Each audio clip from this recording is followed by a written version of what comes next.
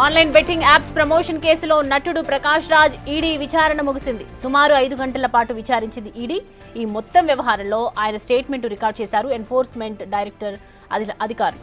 దుబాయ్కి చెందిన betting apps నుంచి ట్రాన్సాక్షన్ జరిగినట్లుగా గుర్తించారు. 5 ఏళ్లలో జరిగిన లావాదేవీలకు సంబంధించి ప్రకాష్ రాజ్ను ఈడీ ప్రశ్నించినట్లు సమాచారం. అధికారుల ప్రశ్నలకు సమాధానమిచ్చే క్రమంలో తన బ్యాంక్ స్టేట్మెంట్లను ప్రకాష్ రాజ్ సమర్పించినట్లు తెలుస్తోంది.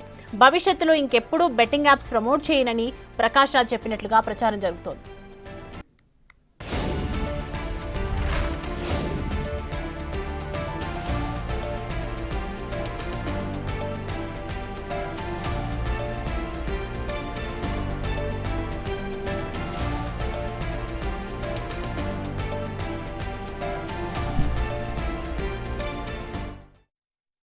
బెట్టింగ్ యాప్ గురించి ఈడీ వాళ్ళు పిలిచారు 30 రోజు రావాలని. కొన్ని డీటెయిల్స్ ఏమేమి జరిగింది, మీకు వాళ్ళకి ఏం తీసుకున్నారు, ఎందుకు చేశారు, ఎప్పుడు చేశారు, వాళ్ళు యాజ్ ఎ డిపార్ట్మెంట్ వాళ్ళు పనిచేశారు. ఒక పౌరుడిగా నా రెస్పాన్సిబిలిటీ నేను వచ్చి డీటెయిల్గా వాళ్ళకి ఎక్స్ప్లెయిన్ చేసి ఇలా అప్పుడు చేశాను, అది తప్పని తెలిసి ఆ తర్వాత నేను చేయలేదు, అండ్ నాకు ఇప్పుడు దాకా ఏ పేమెంట్ తీసుకోలేదు, ఎందుకంటే నా మనస్సాక్షి పరంగా నేను తీసుకోలేదు అంటే వాళ్ళ అకౌంట్స్ అన్ని చూసి సరేనండి మీరు చెప్పాల్సింది చెప్పండి అని డాక్యుమెంట్ చేసుకొని మళ్ళీ రమ్మలేదు, అయిపోయింది.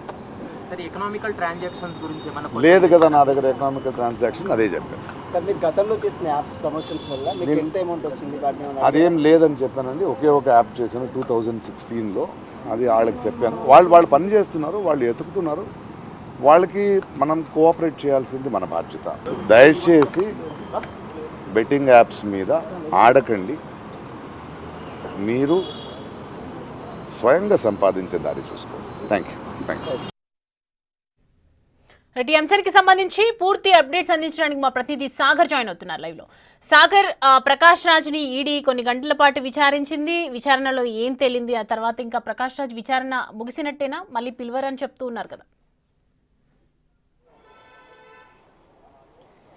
బెట్టింగ్ యాప్ ప్రమోషన్ కేసులో ఈడీ సుదీర్ఘంగా సినీ నటుడు ప్రకాష్ రాజ్ని 5 గంటల పాటు విచారించింది. ఆర్థికపరమైన లావాదేవీలు ఎలా జరిగాయి, బెట్టింగ్ యాప్ ప్రమోషన్ చేసి ఎంత మేరకు లాభపడ్డారన్న అంశాలపైన ఈరోజు విచారణ కొనసాగుతుంది. అయితే ప్రకాష్ రాజ్ మాత్రం తను ఒక్క లావాదేవీ కూడా చేయలేదు, బెట్టింగ్ యాప్ ప్రమోట్ చేసిన దాంట్లో కూడా ఒక్క నగదు లావాదేవీ కూడా తను చేయలేదని చెప్తున్నారు. కానీ ఇక్కడ కీలకంగా దుబాయ్ కేంద్రంగా జంగిల్ రమ్మీ అనే యాప్ నిర్వహణ జరుగుతుంది. మరి దుబాయ్ కేంద్రంగా జరుగుతున్నటువంటి జంగిల్ రమ్మీ యాప్ ప్రమోషన్కి, ఈ బెట్టింగ్ యాప్ ప్రమోషన్కి కూడా దాదాపు 5 సంవత్సరాలు 2016 నుంచి 2021 వరకు 5 ఏళ్ల పాటు తాను కాంట్రాక్ట్ చేసుకున్నట్లు కూడా గతంలో ప్రకాష్ రాజ్ ఒక వీడియోలో చెప్పిన పరిస్థితి. సో 5 ఏళ్ల పాటు తాను కాంట్రాక్ట్గా దానికి ప్రమోట్ చేశాను, ఆ ప్రమోట్ చేసిన అనంతరం కూడా రెన్యువల్ చేసుకోమని వాళ్ళు మెయిల్ చేసినా కూడా తను తిరస్కరించానని చెప్పారు. బెట్టింగ్ యాప్స్ ఇకపై తాను ప్రమోట్ చేయనని చెప్పారు. కానీ ఈ 5 ఏళ్లకు లావాదేవీలు చేయలేదని చెప్తున్నారు. కానీ ఇక్కడ నగదు లావాదేవీలకు సంబంధించినటువంటి తన బ్యాంక్ స్టేట్మెంట్ కూడా ఈడీ అధికారులు పరిశీలిస్తున్నారు పరిస్థితి. మరి వ్యక్తిగత బ్యాంకుకు లావాదేవీలు చేయకపోతే ఇతర సంస్థలకు ఏమైనా లావాదేవీలు చేశారన్న కోణంలో ఈడీ దర్యాప్తు చేసినట్లు కూడా తెలుస్తుంది.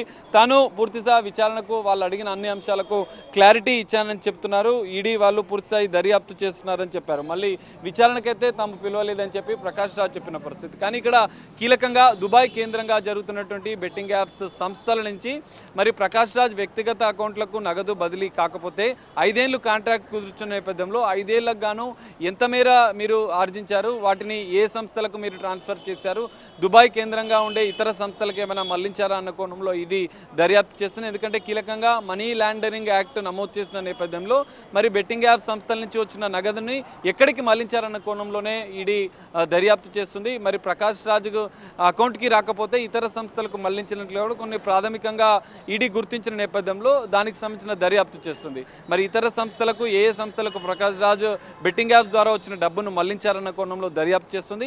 దర్యాప్తులో మరికొన్ని ఆధారాలు సేకరిస్తే మరోసారి విచారించే అవకాశం కూడా కనిపిస్తుంది. ఇదే కేసులో మరికొంతమంది సెలబ్రిటీలకు ఈడీ నోటీసు ఇచ్చిన నేపథ్యంలో వారి విచారణ అనంతరం కూడా ఆధారాలు సేకరిస్తే మరోసారి విచారించే అవకాశం కూడా కనిపిస్తుంది. ఈ కేసులో విజయ్ దేవరకొండ, రానా దగ్గుపాటి, నిధి అగర్వాల్, మంచు లక్ష్మీ ప్రణీతతో పాటుగా మొత్తం 29 మంది పైన ఈడీ కేసు నమోదు చేసింది. గతంలో కొన్ని బాధితుల నుంచి స్టేట్మెంట్స్ ఆధారాలు, సంస్థలకు సంబంధించిన సంబంధించినటువంటి కొన్ని అంశాలను కూడా ఆధారాలను కూడా ఈడీ సేకరించింది. సో మరి ఒకరి విచారణ ఈరోజు ముగిసింది ప్రకాష్ రాజ్ది. మరికొంతమంది సెలబ్రిటీలను విచారించిన అనంతరం కూడా కొన్ని కీలక ఆధారాలు, ఎందుకంటే దుబాయ్ కేంద్రంగానే బెట్టింగ్ యాప్ సంస్థలకు వీరు ప్రమోట్ చేసిన నేపథ్యంలో అక్కడ ఇతర సంస్థల ద్వారా ఏమైనా నిధులు స్వీకరించారా, లేదంటే హవాలా ద్వారా ఏమైనా డబ్బు ట్రాన్సాక్షన్ జరిగిందా అన్న కోణంలో అయితే ఈడీ దర్యాప్తు చేస్తుంది. మరి వీరి స్టేట్మెంట్ రికార్డ్ చేస్తున్న నేపథ్యంలో మరికొంతమంది స్టేట్మెంట్ను ఈ కేసులో సెలబ్రిటీల స్టేట్మెంట్ రికార్డ్ చేసిన అనంతరం కూడా ఆధారాలు సేకరిస్తే కూడా మరికొంతమందిని కూడా ఈ కేసులో విచారించిన అనంతరం కూడా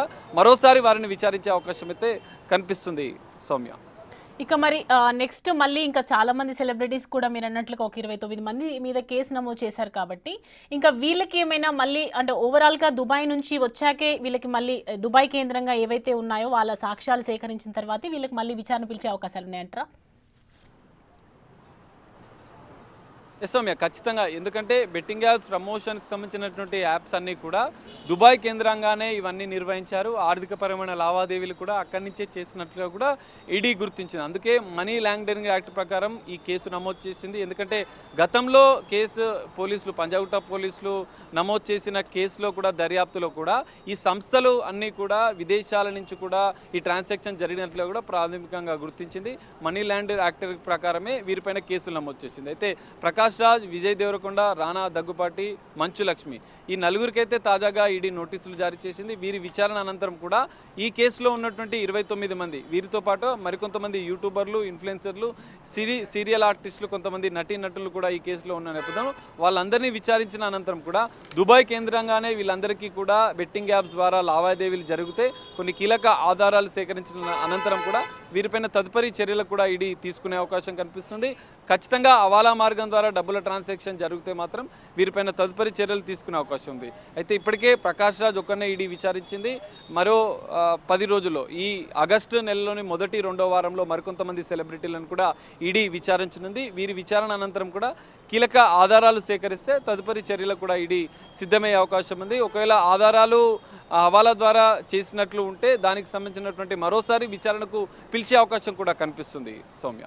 right Sagar, thanks the updates. Right, చూసినాం కదా ప్రకాష్ రాజ్కి సంబంధించి ఓవరాల్గా ఇన్వెస్టిగేషన్ అయితే సాగింది. విచారణ కొద్ది గంటల పాటు సమయం సాగిన తర్వాత సమాధానం ఇచ్చే క్రమంలో తన బ్యాంక్ స్టేట్మెంట్లను ఓవరాల్గా ప్రకాష్ రాజ్ సమర్పించినట్టు తెలుస్తోంది. ఇంకా భవిష్యత్తులో ఇంకెప్పుడు బెట్టింగ్ యాప్స్ ప్రమోట్ చేయనని ప్రకాష్ రాజ్ చెప్పినట్లుగా అర్థమవుతోంది. ఇంకా మళ్ళీ విచారణకైతే పిలిచే అవకాశాలు అయితే లేవు.